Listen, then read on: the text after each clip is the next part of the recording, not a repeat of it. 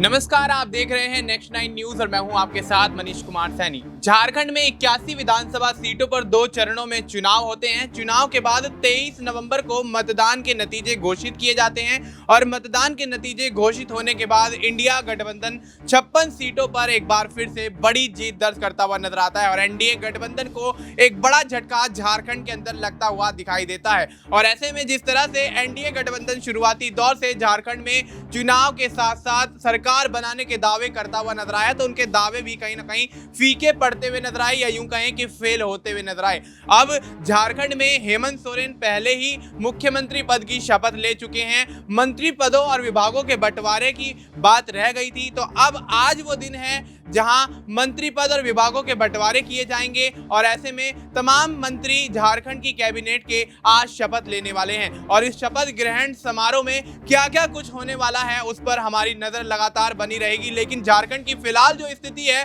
उसमें भारतीय जनता पार्टी और जेएमएम यानी झारखंड मुक्ति मोर्चा के बीच सियासी खींचतान जारी है, जहां भारतीय जनता पार्टी एक तरफ ये आरोप लगा रही है कि अब तक आप मंत्री पद के बंटवारे और विभागों के बंटवारे आखिर क्यों नहीं कर पाए, इतनी देरी किस बात की। तो ऐसे में झारखंड की सरकार ने फिलहाल तो कोई इस बात को लेकर जवाब नहीं दिया है, लेकिन जब विधानसभा का सत्र होगा उसमें जब जो दोनों पक्ष और विपक्ष के बीच लड़ाई होगी उसमें कहीं ना कहीं झारखंड की सरकार और हेमंत सोरेन इसका जवाब शायद देते हुए नजर आए। और ऐसे में झारखंड मुक्ति मोर्चा के पास भी एक सवाल ये है कि आखिर अब तक आप विपक्ष का नेता क्यों नहीं चुन पाए। तो तमाम ऐसे सवाल हैं जो झारखंड में इस वक्त उभरते हुए नजर आ रहे हैं और उन तमाम सवालों के जवाब देने के लिए हमारे साथ हमारे वरिष्ठ सहयोगी अमन सर मौजूद हैं। सर, बहुत बहुत स्वागत है आपका। सर, किस तरह से देखते हैं झारखंड में जहां जनवरी के शुरुआती दौर में जब यहां हेमंत सोरेन को ईडी द्वारा मनी लॉन्ड्रिंग मामले में गिरफ्तार कर लिया जाता है और उसके बाद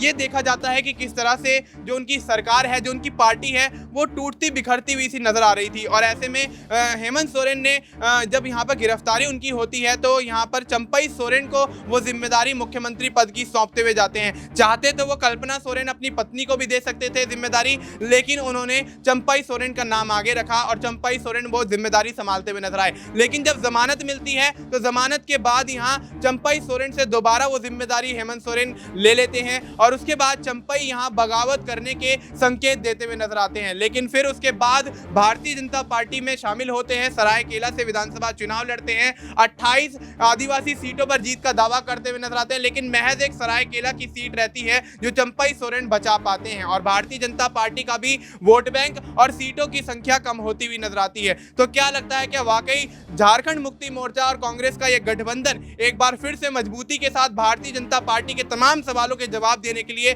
मजबूती से खड़ा हुआ दिखाई दे रहा है? क्या लगता है? देखिए, बिल्कुल पहली बात तो जिस तरह से हमने देखा कि चुनाव के नतीजे सामने आए उसके 3-4 दिन के बाद यहाँ पर मुख्यमंत्री पद की शपथ ले ली जाती है और जो मंत्रिमंडल का विस्तार की बात कही जाती है कि भाई हम पहले फैसला करेंगे, तय करेंगे, उसके बाद जो है इसके ऊपर इम्प्लीमेंट करते हुए नजर आएंगे। आपने देखा कि लगभग जो लिस्ट है वो तैयार हो चुकी है, जिसमें 6 लोग जो है वो झारखंड मुक्ति मोर्चा के रहेंगे, यानी कि 6 जो मंत्री पद मुख्यमंत्री को लगा के जो झारखंड मुक्ति मोर्चा के पक्ष में आ रहे हैं, पाले में आ रहे हैं। वहीं अगर कांग्रेस की बात करें तो 4 मंत्री पद उनके भी पक्ष में आते हुए नजर आ रहे हैं। इसके अलावा आरजेडी को भी एक मंत्री पद मिल सकता। अब यहाँ पर सीपीआई को क्या मिलेगा, क्योंकि उनकी भी 2 सीटें हैं। क्योंकि मिला जुला कर देखा जाए तो इंडिया गठबंधन ने झारखंड के अंदर बेहतरीन प्रदर्शन किया। आप देखिए 55-56 सीटें इंडिया गठबंधन के पास आई हैं। इसमें भी जेएमएम सबसे बड़ा दल बनकर उभरा है, जिनके पास में 34-35 विधायक हैं। इसके अलावा कांग्रेस पार्टी 16-17 विधायकों की पार्टी, वहीं आरजेडी 4 उनके विधायक है, वहीं सीपीआई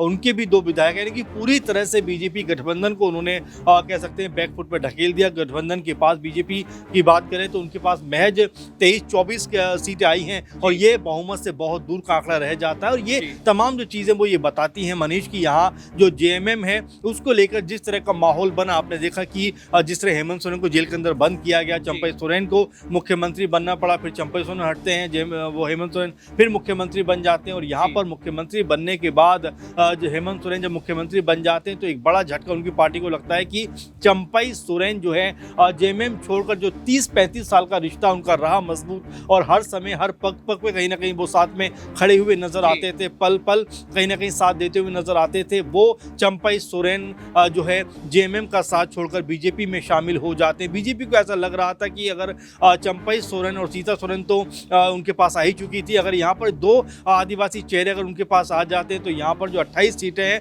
उसमें से कम 10 से 15 सीटें बीजेपी अपने पाले में लेकर आने का पूरा प्लान बना रही थी, पूरी सोच उनकी ये थी। लेकिन जब नतीजे मनीष सामने आते हैं तो पता ये लगता है कि सरायकेला की जो सीट थी, जो कि चंपई सोरेन की कह सकते हैं कि मजबूत सीटों में से एक रही थी, वो चुनाव जीतते हैं, लेकिन बाकी 27 सीटों पर बीजेपी चुनाव हारती हुई नजर आती है। ऐसे में सीता सोरेन जो एक बड़ा चेहरा मानी जा रही थी, आई थिंक 2-3 बार वो विधायक रह चुकी हैं झारखंड मुक्ति मोर्चा से, लेकिन इस बार पूरी तरह से असफल होती हैं। तो अगर बीजेपी के लिहाज से देखा जाए तो उनको इस चुनाव में कुछ भी प्राप्त नहीं हुआ, बल्कि यहाँ पर उनके हिस्से में जो सीटें थी वो भी कम होती हुई नजर आई, और यहाँ पर जेएमएम जो 30 सीटों पर थी वो 34-35 सीटों पर कह सकते हैं बढ़ती हुई नजर आई। तो ये कुल मिलाकर पूरे का पूरा जो समीकरण झारखंड का रहा। लेकिन ऐसे में अगर हम मंत्री पद जो मिलने वाले हैं या मंत्रिमंडल का जो गठन होने वाला उसकी बात करें तो बिल्कुल इसमें कोई दो राय की बात नहीं है कि जेएमएम बड़ा कह सकते हैं दल है, बड़ा कह सकते हैं इस समय सबसे बड़ा दल बनकर उभरा है, तो जाहिर बात है उसके मंत्रियों की संख्या ज़्यादा रहेगी। इसके बाद कांग्रेस पार्टी सत्ता पक्ष की बात करें तो दूसरा बड़ा दल है, उनको भी 3 से 4 यहाँ पर मंत्री पद मिल रहे हैं। वहीं आरजेडी की बात करें तो 6 में से वो भी 4 सीटें जीतने में कामयाब रहते हैं, तो उनको भी एक कह सकते हैं तवज्जो दी जा रही है। तो कुल मिलाकर यहाँ मिलजुल कर कहीं ना कहीं जो जेएमएम है वो आगे बढ़ने का प्रयास करती हुई नजर आ रही है। और यहाँ पर अब किस किस चेहरे के ऊपर मंत्री पद के को लेकर अगर बात करें तो मोहर लगने वाली है, किस पार्टी को क्या मिलने वाला है, किनको गृह मंत्रालय मिलने वाला है, किनको जो है मजबूत मंत्रालय मिलने वाले हैं, इसको लेकर लगातार अब चर्चा चलती रहेगी। और क्या एक बड़ा जो समीकरण बनकर उभरता रहा है खासकर बीजेपी जो शासित राज्य है कि यहाँ पर जो उप मुख्यमंत्री बनाने की परंपरा लगातार देखने को मिल रही, तो क्या यहाँ पर कांग्रेस जो जेएमएम है वो क्या कांग्रेस पार्टी को एक और एक आरजेडी को कहने के उप मुख्यमंत्री का पद देते हुए नजर आएंगे? क्योंकि आप देखिए महाराष्ट्र में अगर हम देखें तो जो फॉर्मूला तय हुआ है उसके हिसाब से आप देखिए कि यहाँ पर देवेंद्र फडणवीस लगभग मुख्यमंत्री बनते हुए आज नजर आएंगे। इसके साथ में एक उप मुख्यमंत्री जो है वो शिंदे गुट का होने वाला है, वहीं एक उप मुख्यमंत्री जो है वो अजीत पवार गुट का होने वाला है। तो यहाँ बड़ी स्पष्ट बात है कि एक मुख्यमंत्री और 2 उप मुख्यमंत्री का उनका पूरा का पूरा कह सकते हैं कि बनाया हुआ जो समीकरण है, कॉन्सेप्ट है। और यही कुछ क्या झारखंड में भी देखने को मिल सकता है कि क्या यहाँ पर भी 2 उप मुख्यमंत्री नजर आ सकते हैं? हालांकि पिछली सरकार में ऐसा कुछ देखने को मिला नहीं था, लेकिन देखिए हर बार की चीज़ें अलग हो जाती हैं। हो सकता है कांग्रेस पार्टी ये कहती हुई नजर आए कि भाई हमारे भी एक नेता को आप उप मुख्यमंत्री बनाइए, तो अभी कह सकते हैं कि इन सब चीज़ों पर कयासबाजियां हैं। लेकिन फिलहाल कहा जाए तो सब कुछ जेएमएम गठबंधन के साथ में ठीक ठाक चल रहा है, कहीं कोई तनातनी का माहौल नहीं है। सबने एक सुर में एक मत में कहा कि भाई हेमंत सोरेन हमारे मुख्यमंत्री हैं, उनको ही चुना जाना चाहिए, वो शपथ दे चुके। अब यहाँ मंत्रिमंडल में कौन कौन चेहरे होंगे वो लगभग आज कंफर्म होता हुआ नजर आएगा। जी बिल्कुल। तो ऐसे में झारखंड के अंदर उप मुख्यमंत्री की कवायद शुरू होती हुई नजर आएगी या फिर नहीं, एक बड़ा सवाल बनता हुआ नजर आ रहा है, क्योंकि आरजेडी और कांग्रेस जिस तरह से कंधे से कंधा मिलाकर झारखंड के विधानसभा चुनाव में जेएमएम के साथ चलते हुए नजर आए और ज्यादातर सीटों पर जीत दर्ज करते हुए नजर आए, तो जाहिर सी बात है कि यहाँ उप मुख्यमंत्री की अगर मांग उठती है तो एक आरजेडी से और एक कांग्रेस की तरफ से होता हुआ नजर आ सकता है। अगर एक उप मुख्यमंत्री की बात भी उठती है तो यहाँ पर कांग्रेस की तरफ से तो यहाँ एक उप मुख्यमंत्री लगभग तय माना जा सकता है। लेकिन सर यहाँ पर देखा जाए तो बाबूलाल मरांडी और चंपई सोरेन 2 ऐसे नाम हैं भारतीय जनता पार्टी में जो नेता प्रतिपक्ष के तौर पर बनाए जा सकते हैं। तो आपको क्या लगता है कि सूबे के पहले मुख्यमंत्री बाबूलाल मरांडी यहाँ पर नेता प्रतिपक्ष के तौर पर उतारे जा सकते हैं भारतीय जनता पार्टी के तरफ से, या फिर यहाँ पर चंपई सोरेन के नाम पर मोहर लगती हुई नजर आएगी? क्या लगता है? देखिए बिल्कुल जाहिर बात है कि यहाँ पर बाबूलाल मरांडी एक बड़ा चेहरा है, बीजेपी का बड़ा नाम है, लेकिन उनका भी अपना दल हुआ करता है, उसके बाद बीजेपी में वो अपने दल का विलय कर लेते हैं। वहीं चंपई सोरेन की बात करें तो वो भी कह सकते हैं जेएमएम का हिस्सा रहा हुए हैं, काफी समय तक 34-35 साल तक रहे हैं, ऐसे में वो भी बीजेपी के साथ में शामिल है। तो कुल मिलाकर अभी बीजेपी के लिए माथापच्ची का विषय है कि भाई कौन उनकी तरफ से नेता प्रतिपक्ष बनना चाहिए, कौन वो मजबूत चेहरा होना चाहिए। क्योंकि झारखंड में